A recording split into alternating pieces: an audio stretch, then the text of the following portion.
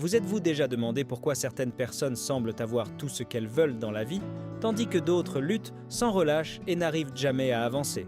La réalité, c'est que le chemin vers la richesse ne repose pas sur la chance ou des compétences particulières, mais sur les bonnes décisions. Et voici la bonne nouvelle, ce que vous choisissez d'éviter peut être tout aussi important que ce que vous décidez de faire. Dans ce texte, nous allons explorer 3 pièges dans lesquels beaucoup tombent et qui pourraient bloquer votre chemin vers la liberté financière. Si vous voulez rejoindre le groupe restreint de ceux qui comprennent réellement comment créer de la richesse, commencez à éviter ces comportements dès aujourd'hui. Le succès est plus proche que vous ne le pensez, et il se pourrait que vous n'ayez qu'à changer quelques perspectives pour l'atteindre. Combien de fois avez-vous entendu dire que l'argent est la racine de tous les maux? Eh bien, cette phrase est souvent répétée, mais elle est complètement hors de son contexte. Ce que dit réellement la Bible, c'est que l'amour de l'argent est la racine de tous les maux. Et voici la différence, l'argent en lui-même est neutre, c'est un outil comme un marteau. Vous pouvez l'utiliser pour construire une maison ou pour détruire quelque chose. En réalité, diaboliser l'argent est une erreur qui nous empêche de voir son potentiel pour générer de la prospérité et transformer des vies. Dans la culture moderne, il existe une véritable diabolisation du succès financier. Qui n'a jamais vu quelqu'un être critiqué pour avoir une voiture de luxe ou une maison immense? Mais arrêtez-vous un instant et réfléchissez, la richesse et le succès sont-ils vraiment quelque chose à condamner?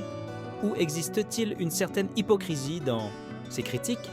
Après tout, nombreux sont ceux qui attaquent les riches mais aimeraient posséder les mêmes biens. La vérité, c'est que le problème ne réside pas dans l'argent, mais dans la manière dont il est perçu et utilisé. La gratitude et la générosité sont les véritables bases pour gérer la richesse de manière équilibrée. Et pourquoi la société considère-t-elle l'enrichissement comme quelque chose de mal? Cela vient souvent de l'esprit de pauvreté, qui nous fait croire que la richesse est mauvaise. Cependant, au contraire, elle peut être une bénédiction lorsqu'elle est utilisée avec intégrité et pour servir les autres. Pensez à des exemples pratiques, comme les entrepreneurs qui donnent des millions à des causes nobles ou créent des opportunités d'emploi. Ce qui compte, c'est le cœur derrière l'argent et non le solde bancaire lui-même. Vous êtes-vous déjà arrêté pour réfléchir à quel point la société dans laquelle nous vivons est riche? Même un revenu considéré comme faible aux États-Unis peut placer quelqu'un parmi les plus grands gagnants de revenus au monde. Imaginez cela, gagner environ 32 000 par an place déjà une personne dans le top 1 des revenus mondiaux. Cela semble absurde, mais c'est la réalité. Le problème, c'est que souvent, nous oublions de regarder au-delà de notre propre bulle. Nous sommes entourés par une telle consommation et enrichissement que nous finissons par comparer nos performances financières aux extrêmes, au lieu de voir la véritable prospérité que nous possédons déjà. Cela en dit long sur notre culture et comment elle façonne notre perception de la richesse. Dans la société occidentale, le succès financier se transforme souvent en un thermomètre de valeur personnelle.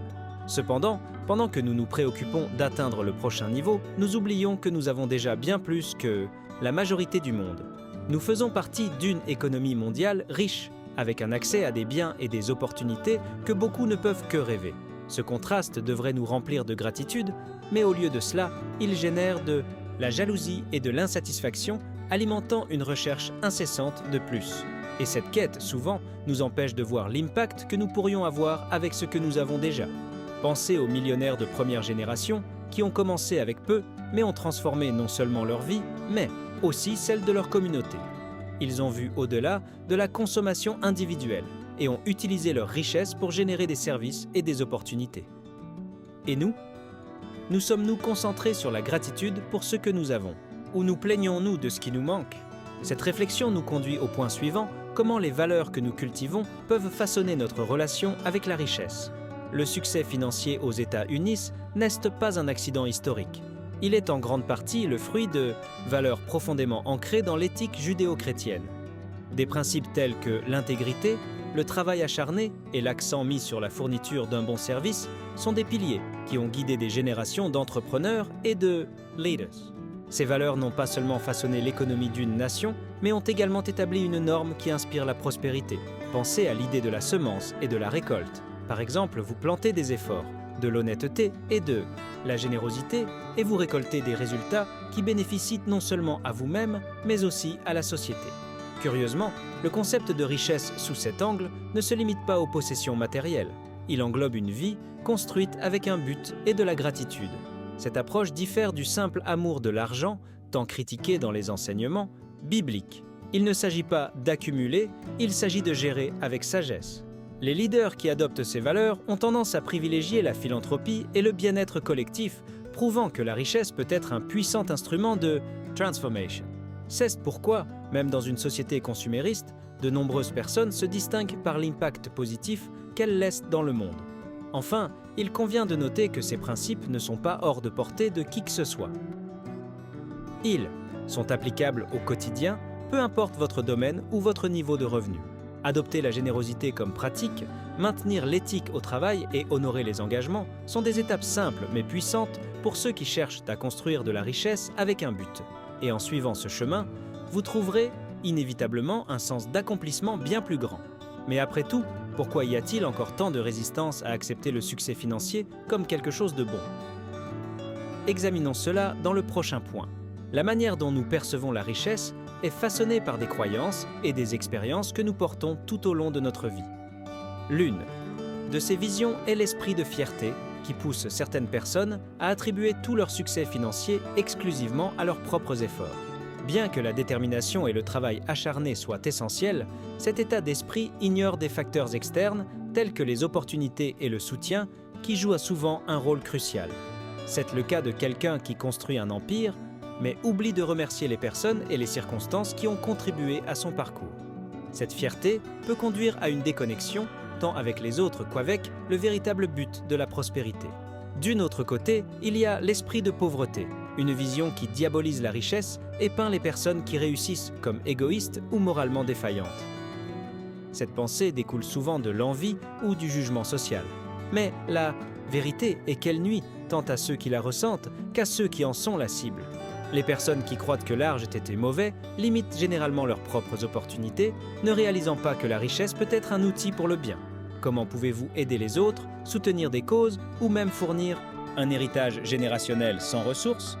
Cette vision est un obstacle à la prospérité et, souvent, une excuse pour éviter tout changement.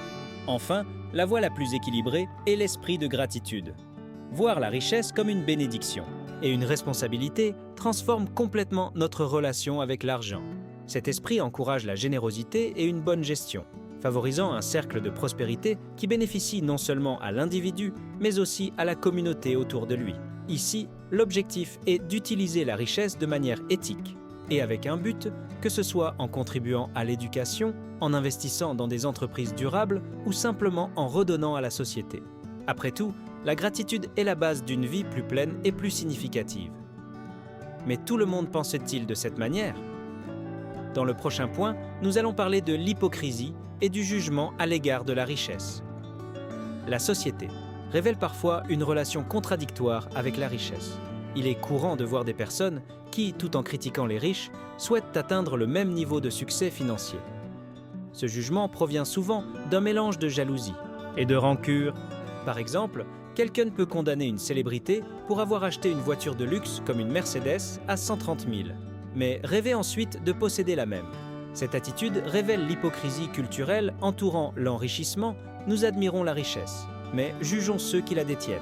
Cette contradiction se manifeste également lorsqu'on parle de philanthropie.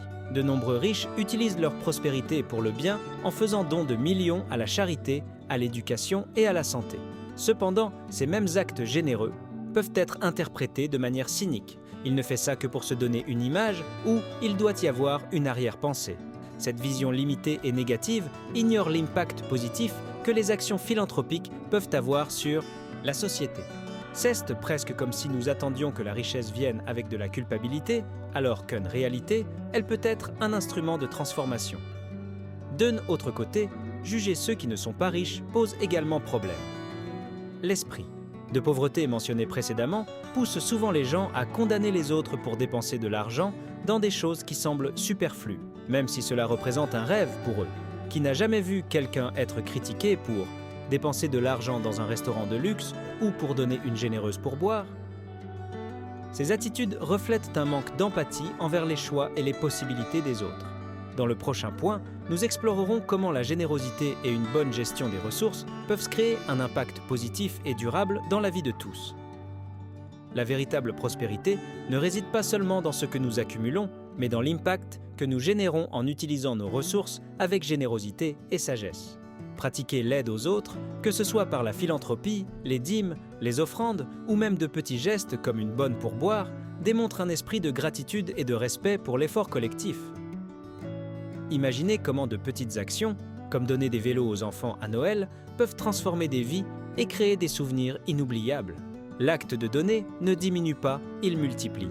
De plus, une gestion responsable des ressources est essentielle pour préserver et augmenter la richesse. Il ne suffit pas de bien gagner sa vie, il faut savoir gérer ce que l'on possède. Cela inclut investir judicieusement, planifier des héritages pour les générations futures et surtout éviter les dépenses inutiles motivées par des impulsions. Par exemple, au lieu de dépenser pour un luxe momentané, comme un objet coûteux pour impressionner, pourquoi ne pas investir dans quelque chose qui apportera une valeur durable, comme l'éducation ou un projet entrepreneurial? La prospérité naît de la combinaison de travail acharné, d'intelligence financière et d'une mentalité altruiste. Enfin, la générosité ouvre des portes à des opportunités inattendues. Lorsque nous cultivons un esprit de gratitude, nous devenons plus réceptifs aux bénédictions et aussi plus dignes de confiance aux yeux des autres. Dans ce cas, la richesse ne se limite pas aux possessions, elle devient un moyen de servir. Cependant, la construction de la richesse exige un équilibre entre générosité et planification. Et pourquoi ne pas envisager ce que l'acte de donner et de bien gérer pourrait signifier pour votre propre histoire ?